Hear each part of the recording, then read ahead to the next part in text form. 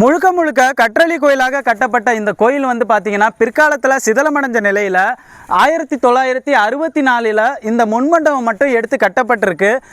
இந்த மண்டபத்துக்கு மேலே வந்து பார்த்தீங்கன்னா ஓட்டுலேயே வந்து வடிவமைப்பு பண்ணியிருக்கிறாங்க. 1964 எடுத்து கட்டப்பட்டு மறுபடியும் வழிபாட்டுக்கு கொண்டு வந்திருந்தாலும் இன்றைக்கு யாருமே வழிபாட வராத ஒரே ஒரு காரணத்தினால இது ஒரு கைவிடப்பட்ட ஒரு கோயிலாகவே மாறிடுச்சுன்னே சொல்லலாம். ஆனாலும் உள்ள அற்புதமான பெருமாள் அமர்ந்த நிலையில் அவருடைய மனைவியோட இருக்கிறது தான் ரொம்ப ரொம்ப அற்புதமான ஒரு விஷயம்னே சொல்லலாம். இந்த இடம் எங்கே இருக்குன்னு பார்த்தீங்கன்னா புதுக்கோட்டை மாவட்டம் விராலிமலை வட்டம் கொடும்பாலூர் என்ற ஊரில் முசுகுந்தேஸ்வரர் கோயிலுக்கு போகிற வழியில் தான் இப்பேற்பட்ட ஒரு கோயில் இருக்குது.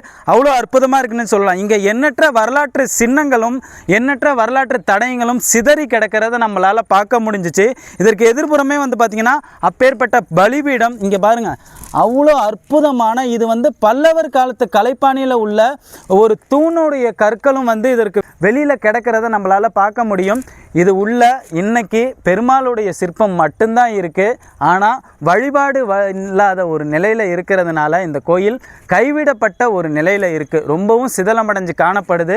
பாம்புகளும் வவ்வால்களும் குடியிருக்கிற கூடாரமாக மாறிடுச்சுன்னே சொல்லலாம். தயவு செய்து பெருமாள் பக்தர்கள் யாராவது இருந்தீங்கன்னா கண்டிப்பாக இந்த காணொலியை அதிகமாக பகிர்ந்து தெரியப்படுத்துங்க. இந்த கோயில் மறுபடியும் மீண்டெழுட்டும்.